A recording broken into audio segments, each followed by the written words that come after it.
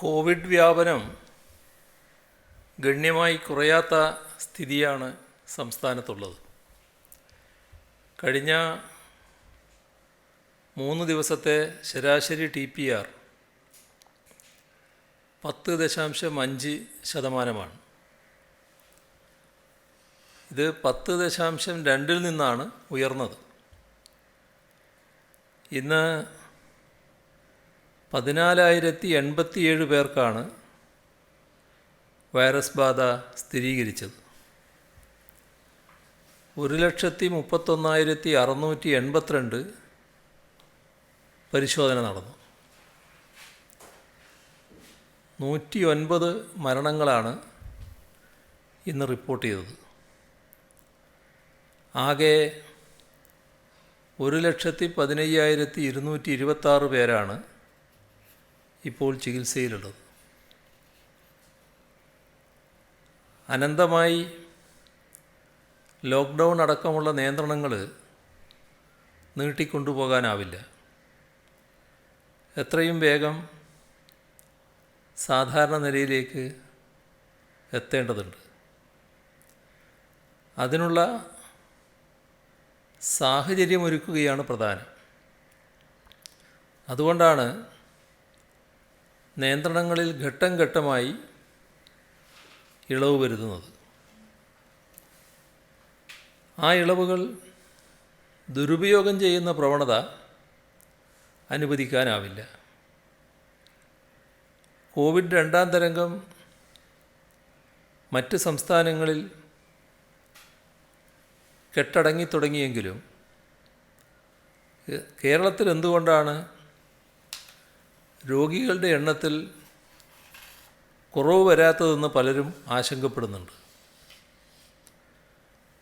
പൊതുജനാരോഗ്യ തത്വങ്ങളനുസരിച്ച് പരിശോധിച്ചാൽ ഇതിൽ അത്ഭുതപ്പെടേണ്ടതില്ല. അമിതമായി ഭയപ്പെടേണ്ടതില്ലെന്നും കാര്യങ്ങൾ നിയന്ത്രണത്തിലാണെന്നും ആത്മവിശ്വാസത്തോടെ നമുക്ക് പറയാൻ കഴിയും. മാർച്ച് മധ്യത്തിൽ മറ്റ് സംസ്ഥാനങ്ങളിൽ കോവിഡ് 2ാം തരംഗം ആരംഭിച്ചു. കേരളത്തിൽ അല്പം വൈകി മെയ് മാസത്തോടെയാണ് 2ാം തരംഗം പ്രത്യക്ഷപ്പെട്ടത്. ഒരു ഘട്ടത്തിൽ ടെസ്റ്റ് പോസിറ്റിവിറ്റി നിരക്ക് 29% വരെ ഉയർന്നു. പ്രതിദിന രോഗികളുടെ എണ്ണം 40,000-ന് മുകളിലായിരുന്നു. പിന്നീട് ടെസ്റ്റ് പോസിറ്റിവിറ്റി നിരക്ക് കുറഞ്ഞ്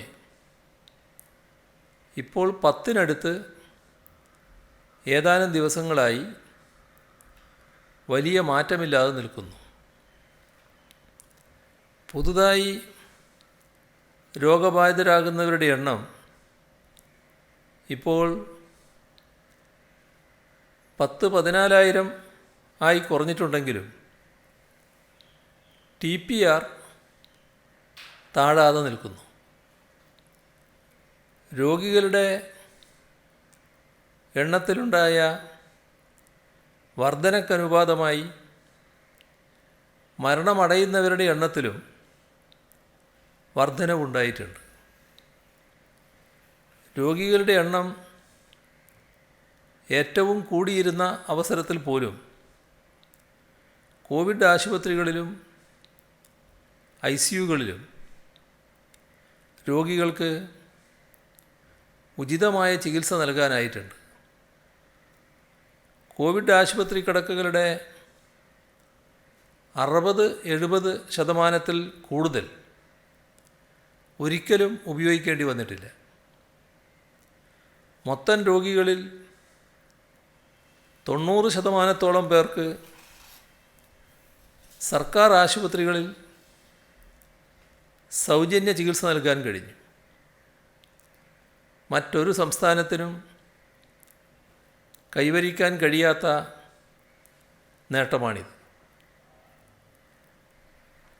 കാസ്പിൽ കാരുണ്യ ആരോഗ്യ സുരക്ഷാ പദ്ധതി ഇതിൽ ചേർന്നിട്ടുള്ള 252ഓളം സ്വകാര്യ ആശുപത്രികളുണ്ട്. ആ ആശുപത്രികളിലെല്ലാം ചികിത്സ നൽകുന്നുണ്ട്. മറ്റ് സ്വകാര്യ ആശുപത്രികളിലെ ചികിത്സാ ചെലവ് സർക്കാർ നിയന്ത്രിച്ചിട്ടുമുണ്ട്. സർക്കാർ സ്വകാര്യ മേഖലകൾ തികഞ്ഞ സഹകരണത്തോടെയാണ് കോവിഡിനെ നേരിടാൻ ശ്രമിച്ചു വരുന്നത്. ഗുരുതരമായ രോഗലക്ഷണമില്ലാതെ സമ്പർക്ക വിലക്കിൽ കഴിയേണ്ടി വരുന്നവർക്ക് അതിനുള്ള സൗകര്യം വീടുകളിലില്ലെങ്കിൽ അവർക്ക് മാറി താമസിക്കാനാണ് കരുതൽ വാസ കേന്ദ്രങ്ങൾ സംഘടിപ്പിച്ചത്. ഒന്നാം തരംഗത്തിൻ്റെ അവസാനത്തോടെ ICMR നടത്തിയ സീറോ പ്രോവലൻസ് പഠനമനുസരിച്ച് രോഗവ്യാപന നിരക്ക് മറ്റ് സംസ്ഥാനങ്ങൾ 21.6 ഏതാണ്ട് പകുതി മാത്രം, അതായത് 11.4 ഇത് മാത്രമായിരുന്നു കേരളത്തിൽ രേഖപ്പെടുത്തിയത്. അതുകൊണ്ട് തന്നെ രണ്ടാം തരംഗത്തിൽ രോഗസാധ്യതയുള്ളവർ സംസ്ഥാനത്ത് കൂടുതലായിരുന്നു. അതുകൊണ്ടാണ് രണ്ടാം തരംഗത്തിൽ രോഗികളുടെ എണ്ണം വർദ്ധിച്ചത്. ആ സാഹചര്യത്തിൽ ടെസ്റ്റിങ്ങിൻ്റെ എണ്ണം ഗണ്യമായി വർദ്ധിപ്പിച്ചിട്ടുമുണ്ട്. ICMRൻ്റെ സീറോ പ്രോവലൻസ് പഠനം ഇന്ത്യയിലെ പല നഗരങ്ങളിലും 70 മുതൽ 80% വരെ പേർക്ക് രോഗം വന്നുപോയി എന്ന് കണ്ടെത്തിയിട്ടുണ്ട്. കോവിഡ് പോലൊരു മഹാമാരിയെ നേരിടുന്ന ഘട്ടത്തിൽ മരണങ്ങളുടെ റിപ്പോർട്ടിംഗ് അത്ര അനായാസമായി ചെയ്യാവുന്ന ഒന്നല്ല. എങ്കിലും മിക്ക സംസ്ഥാനങ്ങളെക്കാളും മെച്ചപ്പെട്ട രീതിയിൽ റിപ്പോർട്ട് ചെയ്ത സംസ്ഥാനമാണ് കേരളം എന്ന് ICMRൻ്റെ പഠനം തന്നെ തെളിയിക്കുന്നു. ഒരു ഉദാഹരണം മധ്യപ്രദേശാണ്. അധിക മരണങ്ങൾ കണ്ടെത്താൻ ഈ മെയ് മാസത്തിൽ നടത്തിയ എക്സസ് ഡെത്ത് അനാലിസിസ് പ്രകാരം 2019 മെയ് മാസത്തേക്കാൾ 1,33,000 അധിക മരണങ്ങളാണ് മധ്യപ്രദേശിലുണ്ടായതായി കണക്കാക്കപ്പെട്ടത്. എന്നാൽ 2,461 മരണങ്ങൾ മാത്രമാണ് റിപ്പോർട്ട് ചെയ്യപ്പെട്ടത്. റിപ്പോർട്ട് ചെയ്തതിൻ്റെ 54 ഇരട്ടിയാണ് അവിടെ സംഭവിച്ച മരണങ്ങളുടെ കണക്ക് എന്ന് കാണാം. അത്തരം പ്രശ്നങ്ങൾ നമ്മുടെ സംസ്ഥാനത്തില്ല. കോവിഡിൻ്റെ ആദ്യ തരംഗ സമയത്ത് ഇന്ത്യയിലൊന്നാകെ 21 പേരിൽ രോഗബാധയുണ്ടാകുമ്പോഴായിരുന്നു ഒരു കേസ് റിപ്പോർട്ട് ചെയ്യപ്പെട്ടത്. നമ്മുടെ തൊട്ടടുത്ത സംസ്ഥാനങ്ങളിൽ ഏകദേശം 30 കേസുകളുണ്ടാകുമ്പോഴായിരുന്നു ഒരു കേസ് റിപ്പോർട്ട് ചെയ്തിരുന്നത്. എന്നാൽ കേരളത്തിൽ 3 കേസുകളുണ്ടാകുമ്പോൾ തന്നെ ഒരു കേസ് റിപ്പോർട്ട് ചെയ്യാൻ നമുക്ക് സാധിച്ചു. ആ ജാഗ്രതയാണ് നാം ഇപ്പോഴും തുടരുന്നത്. രണ്ടാം തരംഗത്തിൽ രോഗവ്യാപന സാധ്യത വളരെയേറെയുള്ള ഡെൽറ്റ വൈറസ് വകഭേദമാണ് കേരളത്തിലെത്തിയത്. കൂടുതൽ ജനസാന്ദ്രതയുള്ള സംസ്ഥാനമായതുകൊണ്ട് ഡെൽറ്റ വൈറസ് വ്യാപനം കേരളത്തിൽ കൂടുതലായി സംഭവിച്ചു. മാത്രമല്ല, ഗ്രാമനഗരങ്ങൾ പരസ്പരം ബന്ധപ്പെട്ട്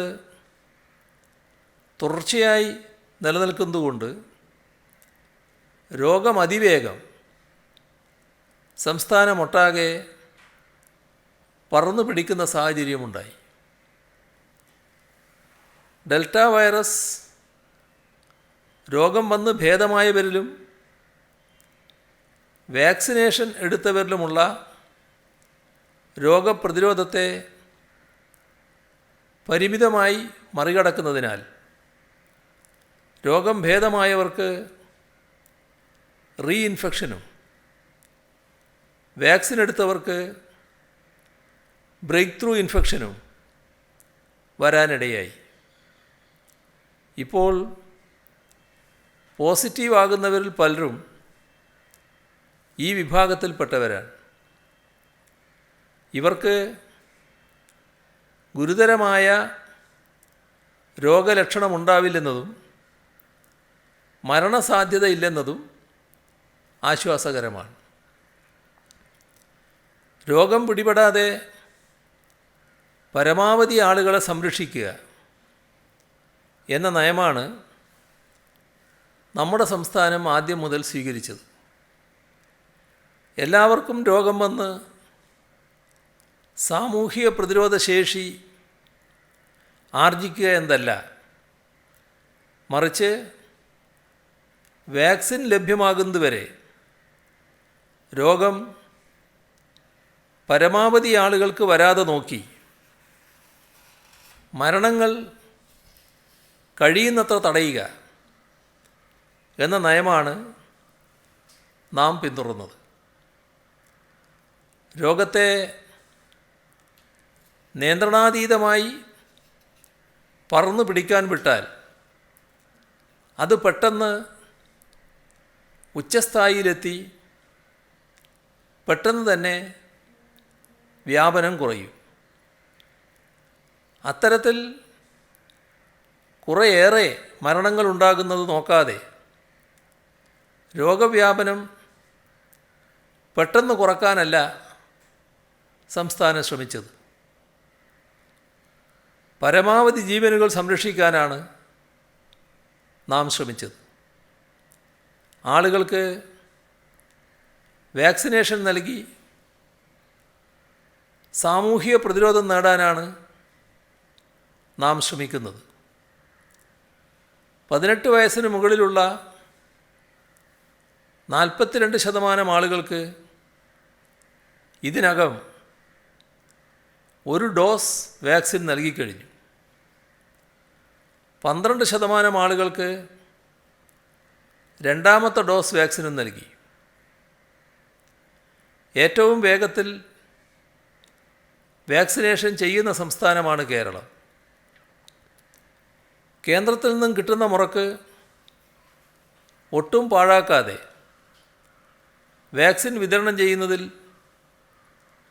മറ്റ് സംസ്ഥാനങ്ങളെക്കാൾ നാം മുൻപന്തിയിലാണ്. ഇക്കാര്യത്തിൽ കേന്ദ്രം കേരളത്തെ അഭിനന്ദിച്ചിട്ടുമുണ്ട്. ഇപ്പോൾ സ്വകാര്യ ആശുപത്രികൾ വഴിയും വാക്സിൻ വിതരണം ആരംഭിച്ചിട്ടുണ്ട്. കോവിഷീൽഡ്, കോവാക്സിൻ വാക്സിനുകൾക്ക് പുറമെ റഷ്യയുടെ സ്പുട്നിക് വാക്സിനും ചില ആശുപത്രികൾ നൽകി വരുന്നു. അധികം വൈകാതെ ഇന്ത്യൻ അമേരിക്കൻ കമ്പനികളുടെ മറ്റ് വാക്സിനുകളും ലഭ്യമായി തുടങ്ങുമെന്ന് പ്രതീക്ഷിക്കുന്നു. ഏതാനും മാസങ്ങൾക്കകം തന്നെ 60-70% പേർക്ക് വാക്സിൻ നൽകി സാമൂഹ്യ പ്രതിരോധശേഷി കൈവരിക്കാൻ കഴിയുമെന്നാണ് പ്രതീക്ഷിക്കുന്നത്. 18 വയസ്സിന് മുകളിൽ 43% പേർക്കാണ് വാക്സിൻ നൽകിയത്. അത് 70% ആയാൽ മാത്രമേ ഹേർഡ് ഇമ്മ്യൂണിറ്റി കരസ്ഥമാക്കാനാകൂ എന്നാണ് വിദഗ്ധർ പറയുന്നത്. വാക്സിനേഷൻ എടുക്കാതെ രോഗം വന്ന് മാറിയവരുടെ കണക്ക് കൂടി എടുത്താൽ 60% പേരെങ്കിലും ഇപ്പോൾ ഹേർഡ് ഇമ്മ്യൂണിറ്റി കൈവരിച്ച് കാണും. 15% പേർക്ക് കൂടി വാക്സിനേഷൻ എത്രയും പെട്ടെന്ന് തന്നെ നൽകാനുള്ള നടപടികളെടുക്കും. National technical advisor group on ഇമ്മ്യൂണൈസേഷൻ്റെ ശുപാർശ പ്രകാരം ഗർഭിണികൾക്കും മുലയൂട്ടുന്ന അമ്മമാർക്കും വാക്സിൻ എടുക്കുന്നതിനുള്ള അനുമതി നൽകിയിട്ടുണ്ട്. ഗർഭകാലത്ത് കോവിഡ് രോഗബാധയുണ്ടായാൽ കുഞ്ഞിന് പൂർണ്ണ വളർച്ചയെത്തുന്നതിന് മുൻപ് തന്നെ പ്രസവമുണ്ടാകാനുള്ള സാധ്യത വളരെ കൂടുതലാണെന്നാണ് ശാസ്ത്രീയ പഠനങ്ങൾ നൽകുന്ന സൂചന. അതിനു പുറമെ ഗർഭിണികൾ കോവിഡ് ബാധിതരായാൽ ICU, വെന്റിലേറ്റർ സൗകര്യങ്ങൾ നൽകേണ്ടതിനുള്ള സാധ്യതയും കൂടുതലാണ്. വാക്സിൻ സ്വീകരിക്കാനുള്ള അനുമതി ലഭിച്ച സാഹചര്യത്തിൽ ഗർഭിണികൾ വാക്സിൻ എടുക്കുന്നതിന് തയ്യാറാകണം. വാക്സിൻ നൽകുന്നതിനുള്ള മാർഗരേഖ ഉടനെ പ്രസിദ്ധപ്പെടുത്താൻ കഴിയും.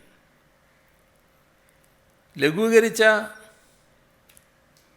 ലോക്ക്ഡൗൺ വിജയിപ്പിക്കുന്നതോടൊപ്പം അർഹമായ മുറക്ക് വാക്സിൻ സ്വീകരിക്കാനും സൂക്ഷ്മതലത്തിൽ കോവിഡ് പെരുമാറ്റച്ചട്ടങ്ങൾ പാലിക്കാനും എല്ലാവരും ശ്രദ്ധിച്ചാൽ നമുക്ക് മഹാമാരിയെ നിയന്ത്രണ വിധേയമാക്കി മൂന്നാം തരംഗം ഒഴിവാക്കാൻ കഴിയും. മാസ്ക് മാറ്റുന്ന അവസരങ്ങളിൽ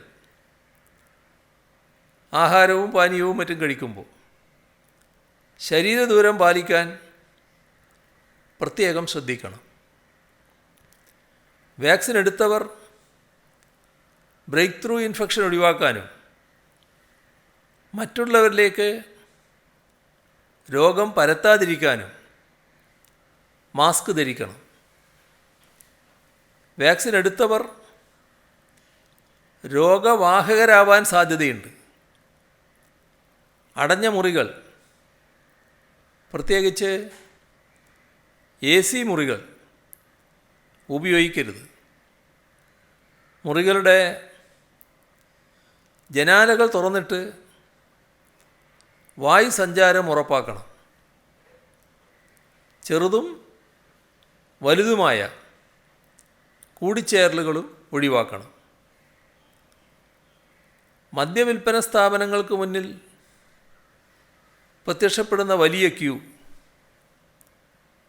അത് നമ്മുടെ സംസ്ഥാനത്ത് വലിയൊരു പ്രശ്നമായി തന്നെ മാറിയിട്ടുണ്ട്. അത് ഒഴിവാക്കുന്നതിനായി പ്രത്യേക കൗണ്ടർ ഏർപ്പെടുത്തുന്നുണ്ട്. അതായത് മുൻകൂട്ടി തുകയടച്ച് പെട്ടെന്ന് മദ്യം കൊടുക്കാൻ പാകത്തിൽ പ്രത്യേക കൗണ്ടർ തുറക്കുന്നതിന് തീരുമാനിച്ചിട്ടുണ്ട്. മാത്രമല്ല, തിരക്കുള്ള സ്ഥലങ്ങളിൽ കൗണ്ടറുകളുടെ എണ്ണം കൂട്ടുകയും ചെയ്യും. അതോടൊപ്പം ഈ കാണുന്ന തിരക്ക് ഒഴിവാക്കുന്നതിനാവശ്യമായ മറ്റ് ശാസ്ത്രീയമായ മാർഗങ്ങളെക്കുറിച്ചും ആലോചിക്കും. വാക്സിനേഷൻ നേരത്തെ പറഞ്ഞ രീതിയിൽ പൂർത്തിയാവും വരെ ശക്തമായ നടപടികൾ നമുക്ക് തുടരേണ്ടതുണ്ട്. 2 ഡോസ് വാക്സിനേഷൻ അല്ലെങ്കിൽ 72 മണിക്കൂറിനുള്ളിലെടുത്ത RT-PCR നെഗറ്റീവ് സർട്ടിഫിക്കറ്റ് ഉള്ള ആളുകളെയാണ് ഇത്തവണ ശബരിമലയിൽ മാസപൂജയ്ക്ക് പ്രവേശിക്കാൻ അനുവദിക്കുക. പരമാവധി 5000 ആളുകളെ വെർച്വൽ ക്യൂ സംവിധാനം വഴി പ്രവേശിപ്പിക്കാനാണ് ഉദ്ദേശിക്കുന്നത്. കോവിഡ് കാലത്ത് പ്രമേഹ രോഗികളുടെ എണ്ണം വർദ്ധിച്ചു വരുന്നതായി ചില പഠനങ്ങൾ ചൂണ്ടിക്കാണിക്കുന്നുണ്ട്. കോവിഡ് ബാധിതരിൽ അല്പകാലത്തിന് ശേഷം പ്രമേഹം പുതുതായി ഉണ്ടാകാനുള്ള സാധ്യത കൂടുതലാണെന്ന് പ്രശസ്ത മെഡിക്കൽ ജേർണലായ ലാൻസെറ്റിൽ മെയ് മാസത്തിൽ പ്രസിദ്ധീകരിച്ച പഠനം വ്യക്തമാക്കുന്നു. കോവിഡ് ബാധിക്കാത്തവരേക്കാൾ 39% അധിക സാധ്യതയാണ് കോവിഡ് ബാധിച്ചവരിൽ കണ്ടെത്തിയത്. അതുകൊണ്ട്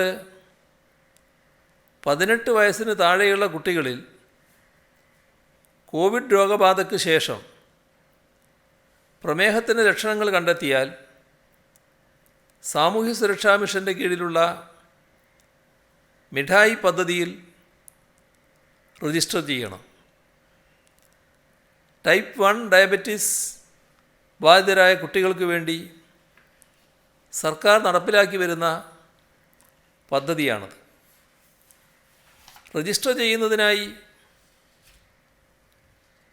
www.mithai.org മിഠായി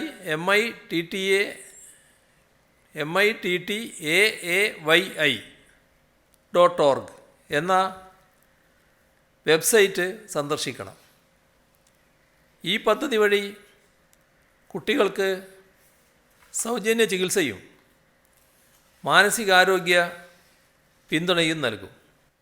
സംസ്ഥാനത്ത് 18 വയസ്സിന് മുകളിലുള്ള 47.72% പേർക്കാണ്, അതായത് 1,14,54,325 ഇന്നലത്തെ കണക്കാണ്, ആദ്യ ഡോസ് വാക്സിൻ നൽകിയത്. 16.49% പേർക്ക് 39,58,115 രണ്ടാം ഡോസ് വാക്സിൻ നൽകിയിട്ടുണ്ട്. അങ്ങനെ 1ഉം 2ഉം ഡോസ് ചേർത്ത് ആകെ 1,54,12,440 ഡോസ് വാക്സിനാണ് നൽകിയത്. സംസ്ഥാനത്താകെ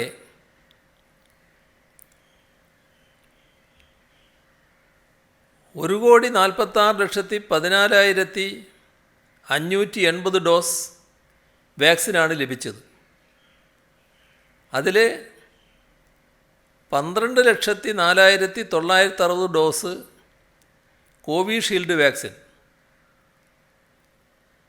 1,37,580 ഡോസ് കോവാക്സിൻ ഉൾപ്പെടെ ആകെ 13,42,540 ഡോസ് വാക്സിനാണ് സംസ്ഥാനം വാങ്ങിയത്. 1,18,31,830 ഡോസ് കോവിഷീൽഡ് വാക്സിനും 14,40,230 ഡോസ് കോവാക്സിനും ഉൾപ്പെടെ ആകെ 1,32,72,040 ഡോസ് വാക്സിൻ കേന്ദ്രം നൽകിയതാണ്. നമ്മുടെ സംസ്ഥാനത്ത് 2.5 മുതൽ 3 ലക്ഷം വരെ പേർക്ക് വാക്സിൻ നൽകാനാണ് ശ്രമിക്കുന്നത് ഒരു ദിവസം.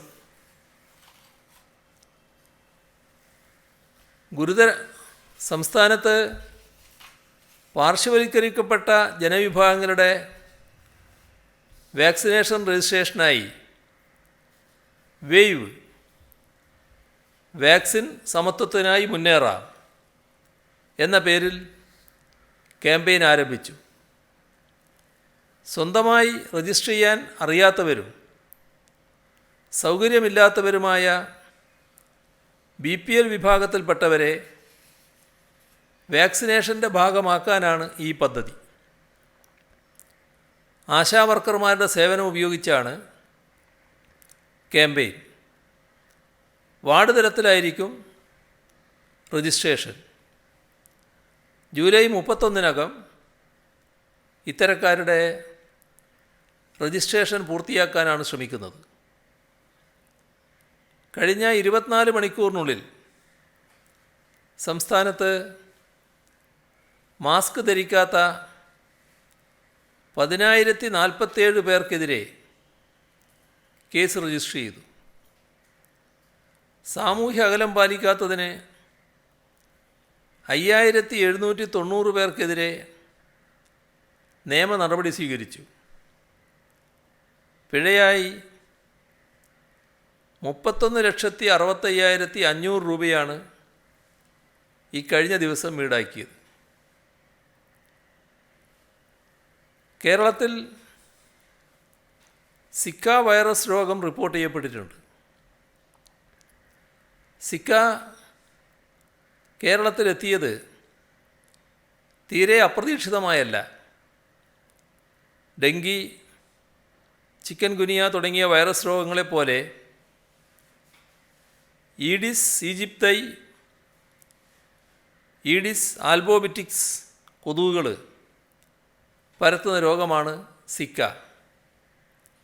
കേരളത്തിൽ ഈഡിസ് ഈജിപ്തൈ കൊതുക് അതിൻ്റെ സാന്ദ്രത വളരെ കൂടുതലാണ്. ഗുരുതരമായ രോഗമല്ലെങ്കിലും സിക്ക രോഗത്തിൻ്റെ പ്രധാന പ്രശ്നം ഗർഭിണികളെ ബാധിച്ചാൽ ഗർഭസ്ഥ ശിശുക്കൾക്ക് തലച്ചോറിൻ്റെ വരൾച്ച മുരടിക്കുന്ന മൈക്രോകെഫലി എന്ന ജന്മവൈകല്യമുണ്ടാകാൻ സാധ്യതയുണ്ട് എന്നതാണ്. അപൂർവമായി സുഷുമ്നാ നാഡിയെ ബാധിക്കുന്ന ഗില്ലൻ ബാരി സിൻഡ്രോം സിക്ക രോഗികളിൽ കണ്ടിട്ടുണ്ട്. കേരളത്തിൽ സിക്ക കണ്ടെത്തിയ വനിത പ്രസവിച്ച കുട്ടിയിൽ ആരോഗ്യ പ്രശ്നമൊന്നും കണ്ടെത്തിയിട്ടില്ല. അത് ആശ്വാസകരമാണ്. അമ്മയും കുഞ്ഞും സുഖമായിരിക്കുന്നു. കെട്ടിക്കിടക്കുന്ന വെള്ളത്തിലാണ് ഈഡിസ് കൊതുകുകൾ വളരുന്നത്.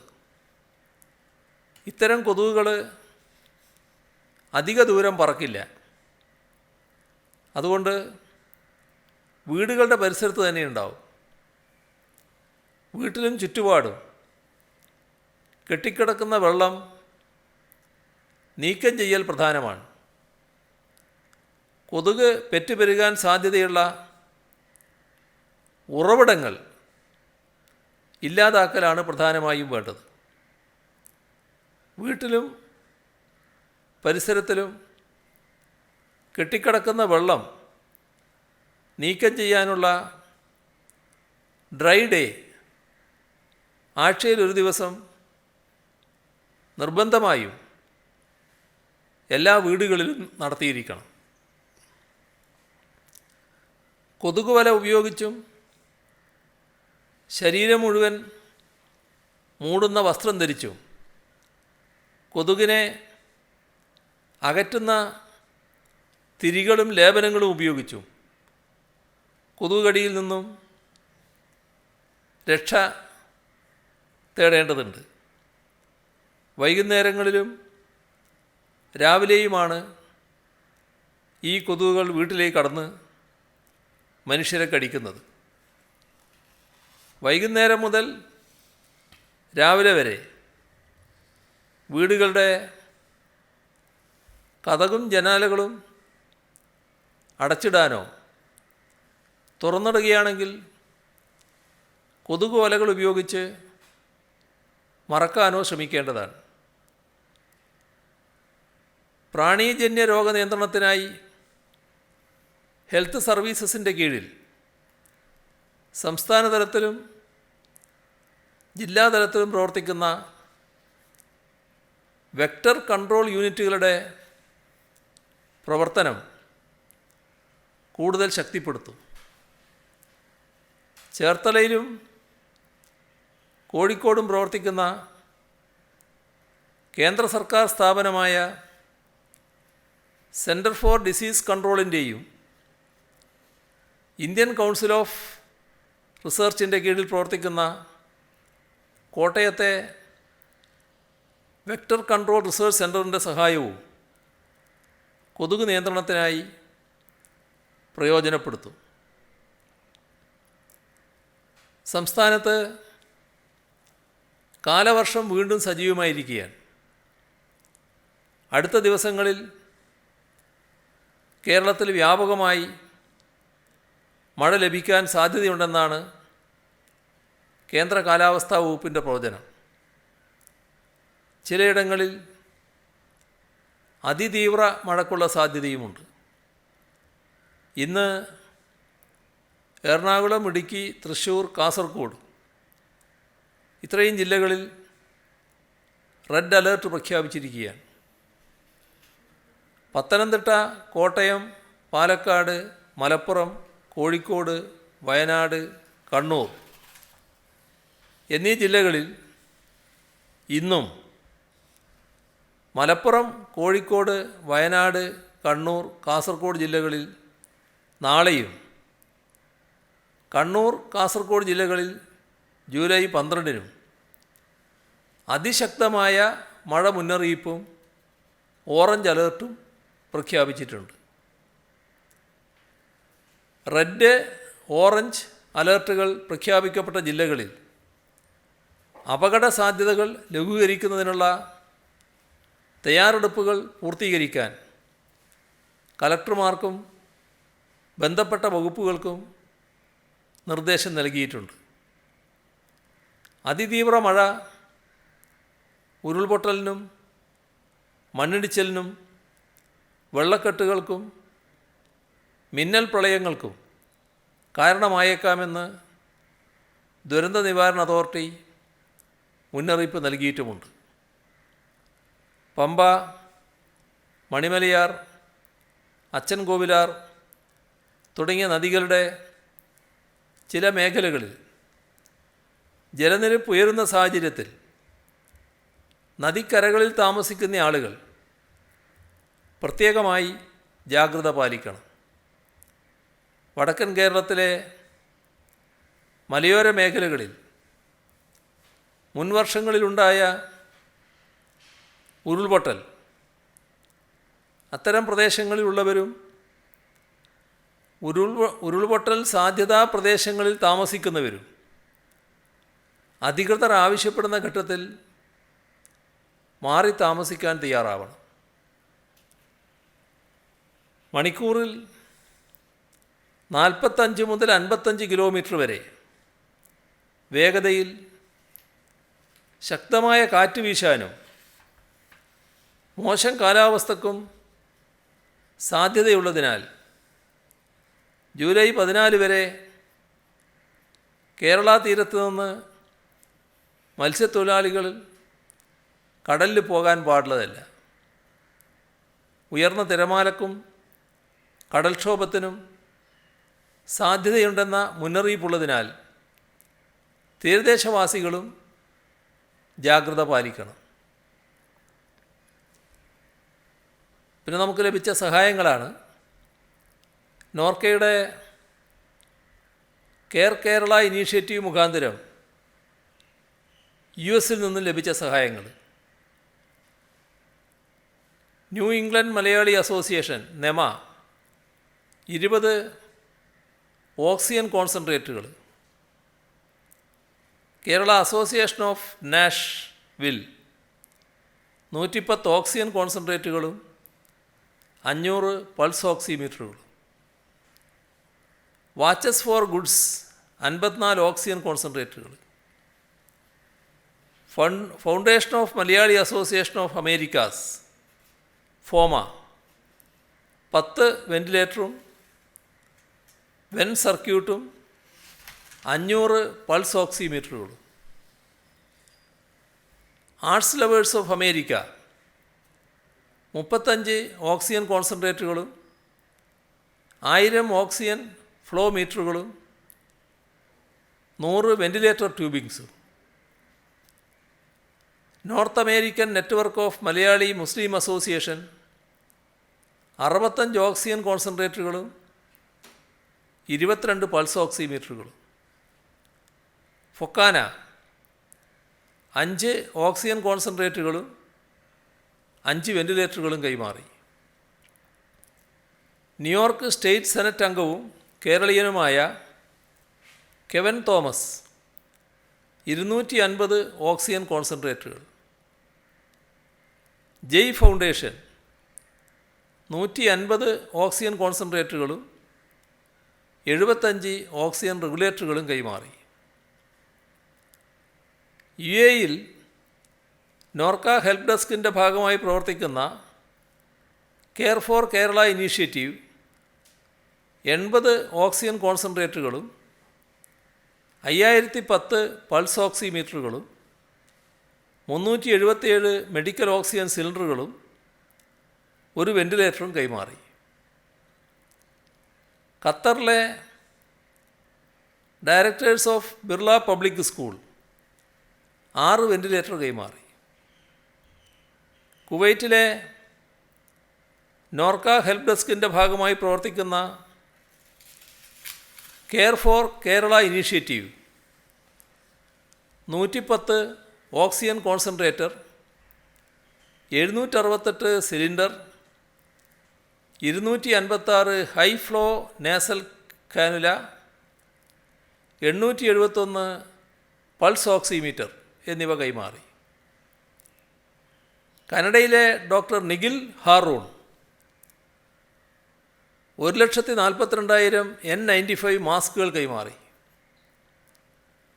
ഒമാനിലെ നോർക്ക ഹെൽപ്പ് ഡെസ്കിൻ്റെ ഭാഗമായി പ്രവർത്തിക്കുന്ന care for Kerala initiative 20 oxygen കോൺസെൻട്രേറ്റുകൾ കൈമാറി.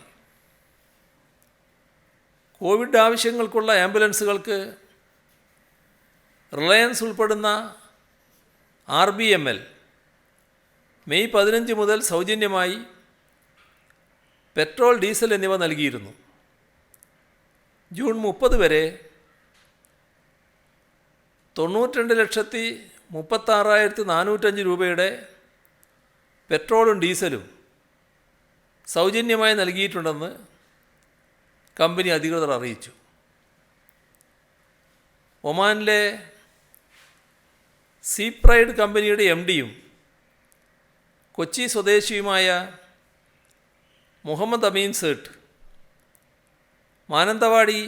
മാനന്തവാടിയിലെ വയനാട് ജില്ലാ ആശുപത്രിക്ക് ഓക്സിജൻ പ്ലാന്റ് സ്ഥാപിച്ച് നൽകാനുള്ള നടപടികൾ ആരംഭിച്ചു. 60 ലക്ഷം രൂപ ചെലവ് വരുന്ന പ്ലാന്റാണ് സ്ഥാപിക്കുന്നത്. തൻ്റെ സഹപ്രവർത്തകരുടെ വിഹിതമെന്ന നിലയിൽ 4,25,000 രൂപയും അദ്ദേഹം സംഭാവന നൽകി. മസ്കറ്റിലെ ബിസിനസ് സംരംഭമായ ബാബിൽ ഗ്രൂപ്പിൻ്റെ MD SM ബഷീർ 10 ലക്ഷം രൂപ വയനാട് ജില്ലാ ആശുപത്രിക്ക് മെഡിക്കൽ ഉപകരണങ്ങൾ വാങ്ങുന്നതിനായി കൈമാറി. DYFI കോട്ടയം ജില്ലാ കമ്മിറ്റിയുടെ നേതൃത്വത്തിൽ പാഴ്വസ്തുക്കൾ ശേഖരിച്ചും വെട്ടുകല്ല് ചുമന്നും മീൻ വിൽപ്പന നടത്തിയും സമാഹരിച്ച തുക ഉപയോഗിച്ച് 1584 സ്മാർട്ട് ഫോണുകൾ അർഹരായ വിദ്യാർത്ഥികൾക്ക് വാങ്ങി നൽകി. ഇനി ദുരിതാശ്വാസ നിധിയിലേക്കുള്ള സംഭാവനകളാണ്. കർഷക സംഘം സംസ്ഥാന കമ്മിറ്റി 61,10,50,050 രൂപ. Kerala jail subordinate officers association സംസ്ഥാന കമ്മിറ്റിയും ജീവനക്കാരും ചേർന്ന് സമാഹരിച്ച 41,82,270 രൂപ. ലണ്ടനിലെ ഇടതുപക്ഷ കലാസാംസ്കാരിക സംഘടന സമീക്ഷ UK 23 ബ്രാഞ്ചുകളിലായി നടത്തിയ ബിരിയാണി ചാലഞ്ചിലൂടെ സമാഹരിച്ച് നൽകിയത് 25 ലക്ഷം രൂപ. റബ്ബർ ബോർഡിലെ ജീവനക്കാർ 25 ലക്ഷം രൂപ. കേരള കള്ള് വ്യവസായ തൊഴിലാളി ക്ഷേമനിധി board 20 lakh. Cooperative academy of professional education 20 lakh. Thiruvananthapuram ജില്ലാ സഹകരണ ഓഡിറ്റ് വിഭാഗം ജീവനക്കാർ 19,75,140 രൂപ. DYFI നാദാപുരം ബ്ലോക്ക് കമ്മിറ്റിയുടെ നേതൃത്വത്തിൽ സമാഹരിച്ച 10,297,000 രൂപ. സംസ്ഥാന ഹജ്ജ് കമ്മിറ്റി ആദ്യ ഗഡു 10 ലക്ഷം. കറുകച്ചാൽ ഗ്രാമപഞ്ചായത്ത് 10 ലക്ഷം. വോക്കറോ ഗ്രൂപ്പ് 10 ലക്ഷം. കൊരട്ടി ഗ്രാമപഞ്ചായത്ത് 10 ലക്ഷം. സംയുക്ത കായികാധ്യാപക സംഘടന സംസ്ഥാന കമ്മിറ്റി 8,22,500. പന്നി കർഷകരുടെ association 6 lakh. Bank employees cooperative society Thiruvananthapuram 5,24,462. Postal telecom and BSNL employees cooperative society 5,10,000. Kilimanoor block panchayat 5 lakh. Palakkad Chittur Kozhinjampara grama panchayat 5 lakh. Thiruvananthapuram rural student police cadet project 4,04,650. All India general insurance agents association സംസ്ഥാന കമ്മിറ്റി 4,100,000. തുഞ്ചത്തെഴുത്തച്ഛൻ മലയാള സർവകലാശാല അധ്യാപകരുടെയും മറ്റ് ജീവനക്കാരുടെയും വിഹിതം ഉൾപ്പെടെ 3,83,452 രൂപ. KTDC എംപ്ലോയീസ് അസോസിയേഷൻ CITU 3,56,700 രൂപ. കൊടുങ്ങല്ലൂർ നഗരസഭയിലെ സന്നദ്ധരായ ജീവനക്കാർ ചേർന്ന് 3,40,100. GVHSS Nadakkavu PTA 3,11,700. അയർലൻഡിലെ association of Indian communities Waterford ശാഖ 2,61,510. കേരള സംസ്ഥാന service pensioners union Vellangallur block unit 2,60,000. Medical college employees credit cooperative society 2,25,000. Madirasi Kerala സമാജവും കേരള വിദ്യാലയം സ്കൂളും സംയുക്തമായി സമാഹരിച്ച 2,15,000. Agricultural development retirees forum 2 lakh. Higher secondary national service scheme Kozhikode 2,02,504. Chintha publishers 2,16,400. Anganwadi workers and helpers association CITU 1,80,000. Institute of mental health and neuro സയൻസസിലെ doctor Krishnakumar 1,50,000. Kerala സംസ്ഥാന ഭാഷാ ന്യൂനപക്ഷ തമിഴ് അധ്യാപക സംഘടനയുടെ പാലക്കാട് ജില്ലാ കമ്മിറ്റി 1,33,805 രൂപ. കേരള സംസ്ഥാന service pensioners union Pathanamthitta Parakode block unit 1,25,000 രൂപ. കോഴിക്കോട് ടൗൺ സർവീസ് സഹകരണ ബാങ്ക് 1,25,000 രൂപ. കേരള സംസ്ഥാന വ്യാപാരി വ്യവസായ സമിതി തിരുവനന്തപുരം ജില്ലാ കമ്മിറ്റി 1,11,111 രൂപ. Kerala association for physiotherapist coordination KAPC Malappuram ജില്ലാ കമ്മിറ്റി 1,11,111 രൂപ. Senior citizens service council 1,05,000. Kilimanoor block panchayat അംഗങ്ങളും ജീവനക്കാരും 1,04,500.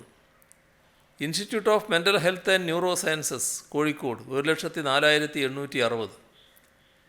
KTDC officers association 1,500,000. തൃശ്ശൂർ ജില്ലാ ലേബർ കോൺട്രാക്ട് സഹകരണ സംഘം 1,01,001. മലപ്പുറം വെട്ടിച്ചിറ മഹല്ല് കമ്മിറ്റി പ്രസിഡന്റ് അരിക്കാടൻ പോക്കർ എന്ന ബാബഹാജി 1,00,000. AIYF വയനാട് ജില്ലാ committee 1,00,000. Thamarassery cooperative urban society ജീവനക്കാരുടെ വിഹിതം ഉൾപ്പെടെ 1,00,000. ഡ്രൈവിംഗ് സ്കൂൾ ഓണേഴ്സ് സമിതി സംസ്ഥാന കമ്മിറ്റി 1,00,000. ദേവികുളം വ്യാപാരി വ്യവസായി സഹകരണ സംഘം 1,00,000. Kerala advertising industries association 1,00,000. Kudumbashree Aruvikkara panchayat CDS 1,00,000. Kodakara ഗ്രാമപഞ്ചായത്ത് കുടുംബശ്രീ CDS 1,00,000. ഇത്രയുമാണ് ഇന്ന് കൈമാറാനുള്ള വിവരങ്ങൾ.